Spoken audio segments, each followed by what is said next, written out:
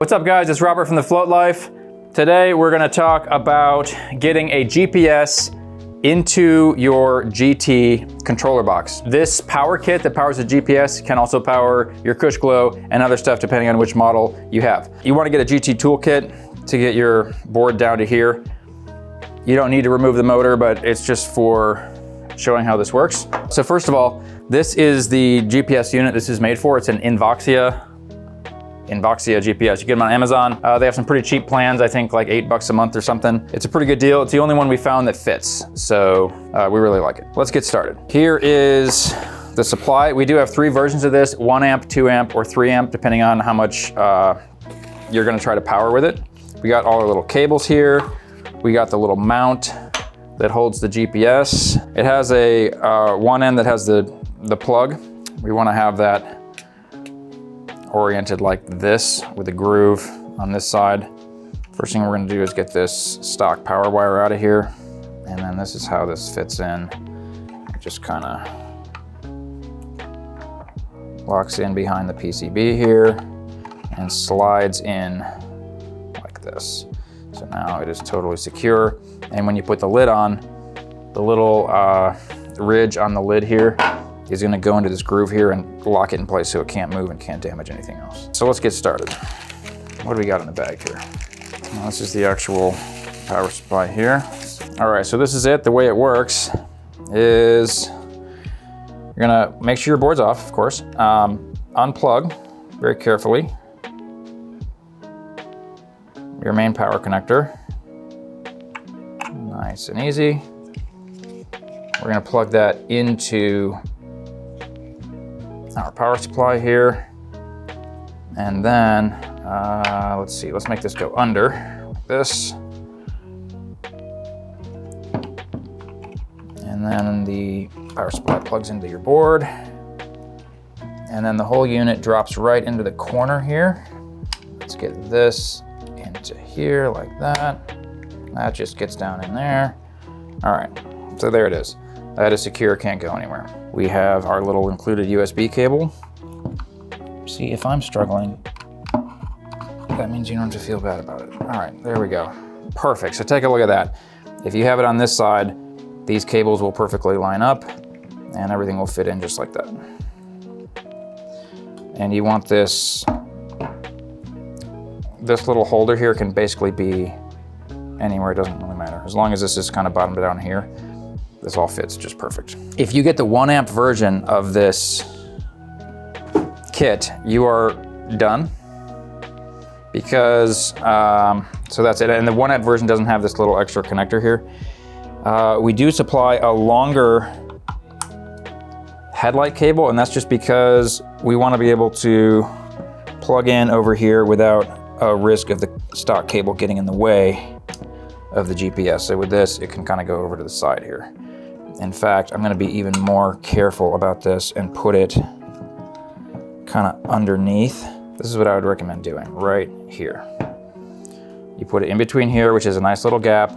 It goes under the GPS like this and then into here, so nothing can get pinched and everything fits perfectly. There you go. If you got the 1 amp version, this is it. You're done, you put the lid back on, and now when you power on your board, well, it's blinking because there's no motor, but when you power on, anytime your board is on, it's gonna be charging the GPS. So that way, it's ready to go when your board is turned off. These things could be up to a week or a month, depending on the update settings. It's just gonna be topped off every time automatically when you turn your board on. So now let's talk about the 2 amp and 3 amp versions. So that's what this little extra thing here is for. And this is for when you wanna get power outside the controller for, who knows, you can charge your phone with this or whatever else you need. So we have this little port, which is how we get the wires in. This you're gonna wanna put on at sort of an angle like this. But when you take apart your board, it's gonna have a vent on here. So before we can install this, we have to take the vent off and you literally just peel it off like that. There you go, done.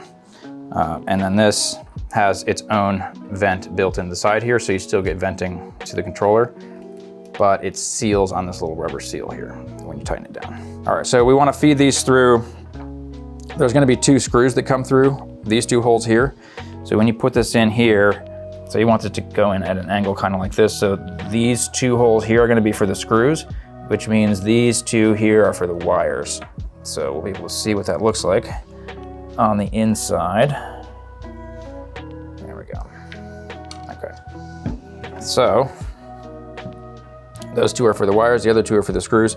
So now we take this little internal clamp thing here. You want to put the large diameter brass inserts, the large side towards the board, and then the little side facing inside towards the controller. Okay, so let's just put this through here. So the two wires go through, it looks kind of like that. And those are gonna kind of line up like that. And then we take our two screws here. You gotta kind of rotate this and get it lined up right for the screw to go in. A little bit of guess and check, but should be able to get it. Now this, we just want to screw these down. Not too tight. It's just, we got to compress that little rubber. There's a little rubber gasket on here that seals it. All right, so that is secure. Yeah, and this cable is now ready to provide power. So let's connect it on the inside.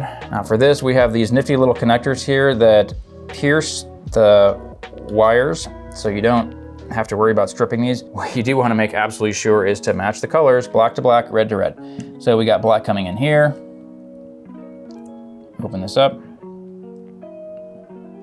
Stick it in all the way. Stick the red one in. All the way to the back. Pinch this until it latches. There's a little latch on here. Now it's not very easy to get these to pinch.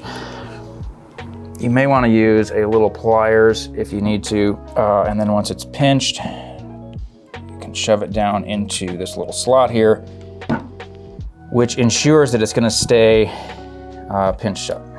So we got black, we got red, tight, and we're good to go. Now these little wires, we can just sort of hide them over here or whatever. It includes this little wire holder, so you can mount this on your rail. The cable's long enough if you want to feed this over here. If you have a Cush Glow, you can feed it over here. There's room inside of this area to put the extra wire. And then you could mount it on this side, or you could mount it on this side. So in a pinch, ta-da, it's charging. Oh, that's so great. What if your phone's almost dead on the trail? No problem. Now, final thing, we also include this little clip for the regular GT version that has these XT60s. So how that goes on is we're just going to clip this around the back, like this, and then snap this down in between these two. Boom, like that, all the way down. Nice. Okay, that's totally secure. And then to remove it, you pinch it this way. Boom. So that's a nice little extra to have in there. If you have the GTS series, the installation process is exactly the same, but you're gonna have the locking connectors on here. Once it's installed, get this out of the way and put your lid back on. And now you have GPS in your GT. If you have a Sure Start in here, it's no problem. You would just take the same wire that comes with it that goes to the headlight and just run it right through here. Otherwise, there's nothing different, and it's not going to interfere with anything. So there you go, guys.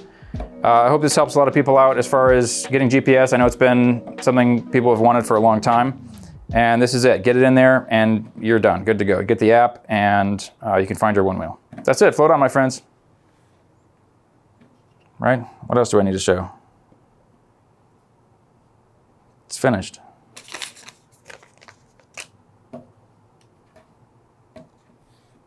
Stop filming.